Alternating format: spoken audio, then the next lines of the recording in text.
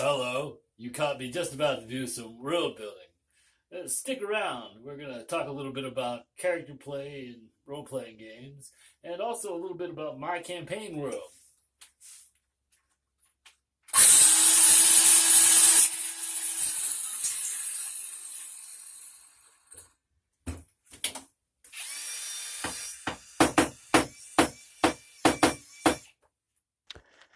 There has lately been some discussion and critique within the more character driven narrativist circles regarding the tabletop role playing game hobby. Well, I don't want to present my reasons for practicing the hobby as some sort of this is how you're supposed to play statement. I thought it might be a good time to provide a world building simulationist perspective. And since the appellation 4D has been presented as a convenient label for one of the alternative viewpoints, I offer up 1W or one world for my own perspective. Let me open by reiterating that this really is all about what you enjoy doing with your free time. I've seen more than one content creator mock the idea that these games are about having fun with friends and then alluding to some greater, albeit seemingly ineffable reason for participating in role-playing games through uninterrupted in-character play. I'm not saying that perspective is not valuable to some players, only that it may reflect the biased needs of those particular players. So when I say you're getting tabletop RPGs right, when you're having fun with other people by playing those games together, the emphasis is not on what you or I find to be fun, which will always be something that is completely subjective. I mean that you will only get so much free time to spend in this life, so don't waste it getting caught up in other people's folderol at the expense of your own enjoyment. Let these YouTube videos be nothing more than things you consider as possible ways to increase your own satisfaction within the hobby. I have, in previous videos, mentioned that I started working on my campaign world before I ever encountered role-playing games, or knew that there was such a hobby. Essentially, my interest in world building was born out of the idea that Tolkien's world didn't make a lot of sense physically. I then set out to build a world of my own from what I now see to be a materialist perspective, not a linguistic one. The highest compliment to me is not how well or even consistently I've played my characters. For me, it would be that world didn't feel at all like Earth, but I believed that it might actually exist somewhere. So first, let's consider how role-playing has been defined by some of the architects of the hobby. In my video on story, role-playing, and immersion, I presented some quotes from Gary Gygax outlining how he defined the nature of role-playing in these games. For this video, I'm going to provide some perspectives from other people involved in the early days of the tabletop role-playing game hobby. The quote shown on the screen is from Ed Symbalist, who was one of the co-creators of Chivalry and Sorcery and Space Opera, both games originally from Fantasy Games Unlimited. I've added this quote because it underscores why I think good character development is essential to attaining my own goals with world building, but also to be both a counterpoint to alternative positions being advocated here on YouTube and to parts of Gary Allen Fine's position within Chapter 7 of his shared fantasy book. For reference, Symbalist held a master's degree in education and taught both English and social studies in the Edmonton, Alberta school system for more than 25 years. So, as a definition for role-playing in games, it is a means of personal expression on a highly creative and imaginative level. It is the spontaneous creation of a living novel or a psychodrama, interaction amongst players on many different levels as they create alter egos in the persons of their characters, and so enter into imaginative and excited realms of existence denied to them in their everyday lives. The more fully they themselves capture the spirit of their characters and imbue them with rounded personalities, backgrounds, and motivations separate from their own, the more the players become actors on a stage of their own making. If one is going to create a world that is alive and charged with real adventure, role-playing is essential. One must get inside his character see what motivates him and makes him unlike any other. Breathe life into him as an individual, and above all, surrender one's 20th century self to the illusion and be that character. See, feel, think, and act as he would. Only then will the activity be more than counting gold or bodies or experience points. We're all playwrights and actors and audience rolled into one. If it is a good performance, we are highly gratified, and though limp with repeated adrenaline surges, we make plans to meet for our next foray into our world. Dr. Fine identifies two strategies for role-playing characters, namely the gamer approach, which entails simply playing the self and adopting the identity implied by the role, or the true role-player approach, wherein the player essentially becomes a different person. Fine derives this dichotomy from an article published in White Dwarf in 1977 by another professor, author, and game designer, Dr. Louis Pulsifer. However, Fine also acknowledges that these roles are too temporary and compartmentalized for us to speak meaningfully of a role-self merger, in the sense outlined by Ralph Turner in his article entitled The Role in the Person, which is not specifically about gaming. Professor Turner used the analogy of the actor who goes back to their own self when the play has ended. Intended the concept of the role-self merger to apply when the role was employed in other situations. In this case, that would mean where the player adopted their character's identity outside of the context of playing the game. My position is that, much like the actor in a play, the self is never fully subsumed under the role's identity. Rather, as suggested by Drs. Waskul and Lust, I see role-playing games as affording the opportunity to regard the self as both object and subject, specifically by providing a structure of meaning for playing at a self that has not yet merged with the person. Well, this seems like a good time to discuss RPGs more directly by introducing some more elements from my own campaign world. Meet Uartu, the third planet from the yellow dwarf star Zeph. The second planet, Itara, is also an inhabited world, which is dominated by the Atari, an insectoid species. The fourth planet, Althira, is the largest of the three, being about the size of our Earth. Its original inhabitants were more or less the same as those from Edgar Rice Burroughs' Barsoom, but it later became a prison camp for genie kind through the rash actions of a now deceased god. The outer planets are the gas giant Caesiris, which is home to the only living major deity in the system.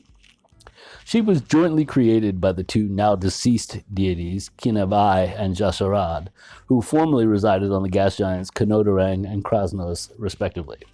The two outermost planets, along with the 24 moons of Caesiris and the asteroid belt separating the inner and outer planets, are a battleground for the 5 remaining lesser gods and the 5 titans as they struggle for control of the creation. The innermost planet, Irkianos, is much like our system's Mercury. However, it is also the site of the World Forge. When Jasharad and Kinabai killed each other, the World Forge was left in operation, and none of the present deities have any control over it. The World Forge has become the source of many incursions by beings from other dimensions in time and space, often collectively called demons, although not all are necessarily malevolent. While Caesiris could control the World Forge, she is true neutral in alignment and chooses not to interfere in the ways of things. Otherwise, only a major deity would be able to take control of the World Forge, and currently no extant deity has enough elan, supplied by worshippers, to manifest the powers of a major deity. Now, here's a little overview of the gods. First, there was Jasharad, and slowly his consciousness became aware of another, Kinabai. Of course, Kinabai perceived it as exactly the opposite. Jasharad preferred order, and Kinabai preferred endless variation. Both were equally as inclined toward what might be construed as good and evil, because those are more subjective ideas. In order to learn to live together in their universe, they chose to work together on a creation. While in its most raw state, they required extremely powerful, durable assistance. However, as the creation became more refined, they agreed to retire the then unnecessarily powerful beings to their home planets. As the work progressed, the major deities found themselves with more time to contemplate the nature of their own origins. Ultimately, they traveled together to the edge of the multiverse, where they found gargantuan, amorphous, nebulous beings with long tendrils flowing out behind them. These beings were radiating out into the void, consuming it, and passing material reality behind them as so much detritus. Moreover, Jasharad and Kinabai found the beings entirely uncommunicative and apparently completely unaware of their existence. They snapped. The end started when Jasharad forcibly banished Kinabai's genie kind to Konodarang.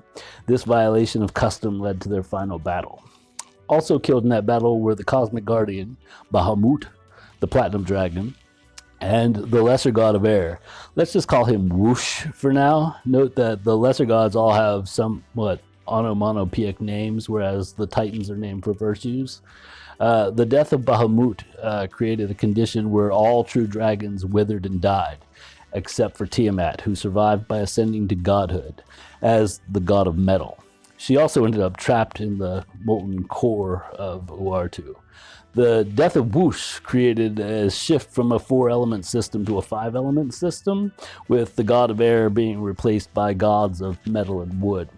With Genie-kind removed from Uartu, and most elves honoring their commitment to leave this state of reality, orcs became the dominant species on the side of chaos.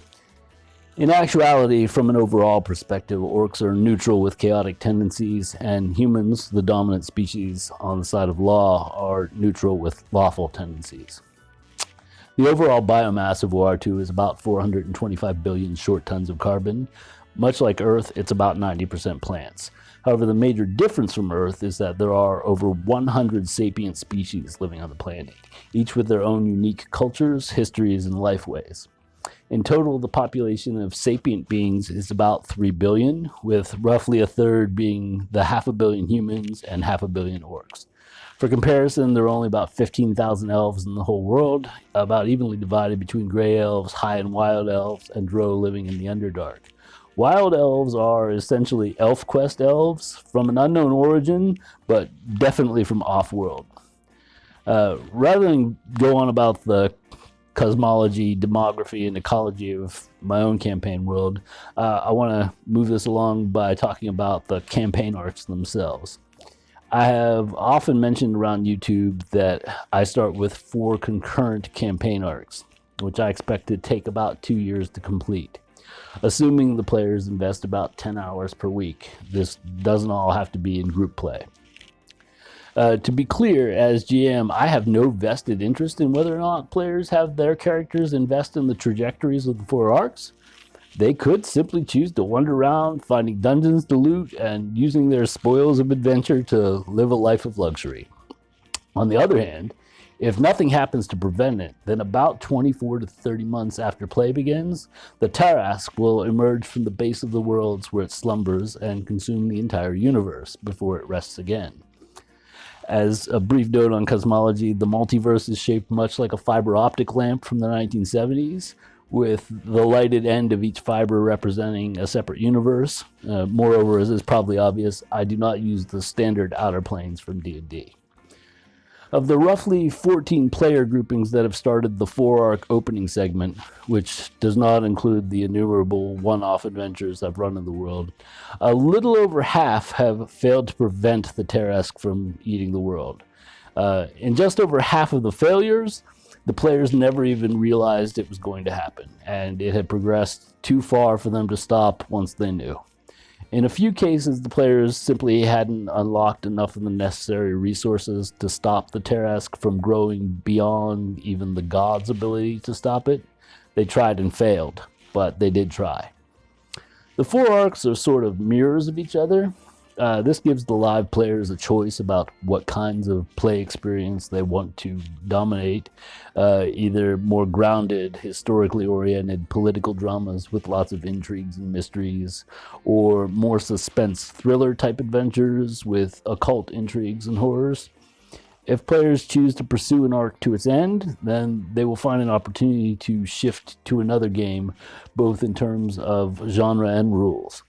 For example, if players were to follow the Fate of the Elves arc to its conclusion, they would find that the bodies of the elves are still around, but their spirits are one of the contributing elements to the Logris, an element from Roger Zelazny's Amber series.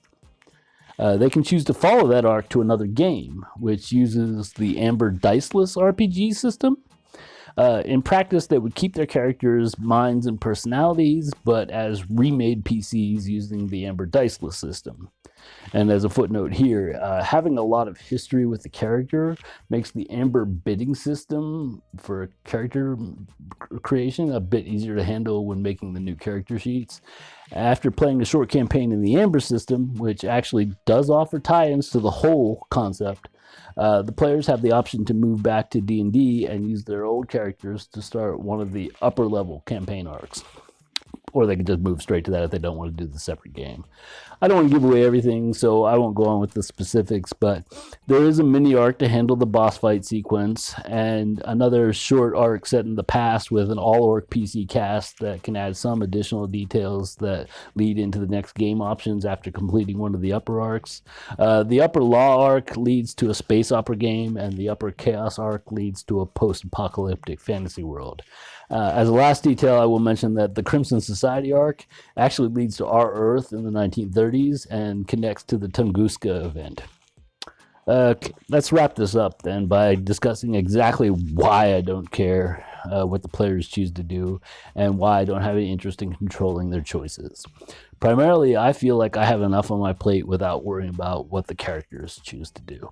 I have thousands of millions of living NPC stories to deal with, plus more than 1,000 years of planetary history, mostly focused on the 999 plus year period following the death of the major gods.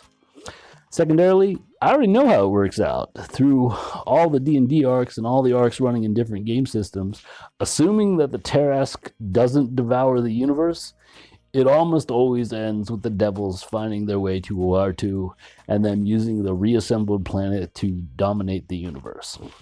It is the perturbations in the system created by other beings with free will, that is, the players, making novel choices within the arcs that creates the possibility of novel outcomes. I have not yet gotten into the subject of time systems and management within tabletop RPGs. I do expect to eventually make a video specifically about the topic of time. For now, let me just say that I think having a good awareness about which phase of the game one is playing in each session is important to both character and world building. In the introduction and building tension phase, it is important for other players to understand the nature of your character. So consistently representing yourself as your character is fairly important. In the middle phase, which is a part of the game where I will often have the players working separately, there is usually more freedom to enjoy each other's company as players. Although I often ask players to adopt NPC roles when their PCs are not directly involved in the action. During the climax phase, which I call the twist, wherein I do not just introduce narrative twists, but I also try to get both the characters and the players twisting. Reacting as the character, not the player, is important. In the final phase, there is much more room for switching between character and player identities based on actual narrative demands. So I am a storyteller, but not a frustrated one. I have no interest in writing standalone sci-fi fantasy.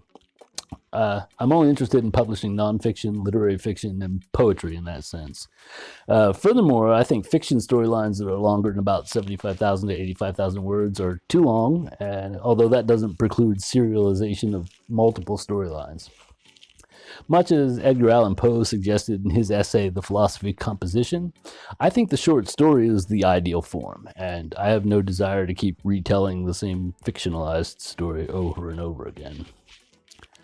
Thus, I am glad that I found tabletop role-playing games, because it was precisely the outlet I needed for fantasy world building. On the other hand, the hobby does not need that many people thinking about it like I do. A big part of the reason why I like so many systems that many regard as too crunchy is because I think they do a great job of solidifying the sense of simulation. I do not care for fuzzy worlds that lack gravitas because their natures can be changed upon the simple utterances of a player or the capricious whims of a GM. I like a world that pushes back. Finally, I'd like to close with a quote from the last paragraph of Why Dungeons and Dragons is Art by Pete Wolfendale and Tim Franklin. That's good advice for role-playing games. If nothing else, we would suggest you get out your dice, call up some good friends, get round the table, and have a profound moment of aesthetic bliss as you unconsciously recognize your own innate ability to weave worlds out of nothing more solid than play acting, rolling dice, making jokes, eating pizza, getting tea stains on your character sheet, arguing with the DM, storming into dungeons, and of course, hunting down dragons. I'm going to put some links down in the description section to some scholarly readings about role-playing within role-playing games. I would highly recommend at least perusing the Waskul and Lust article. I won't pretend that scholarly articles and books are unbiased, but scholarly researchers do consciously try to eliminate their biases as much as possible and will generally have a much broader scope and greater command of the subject than most self-published alternatives. One world is enough for all of us.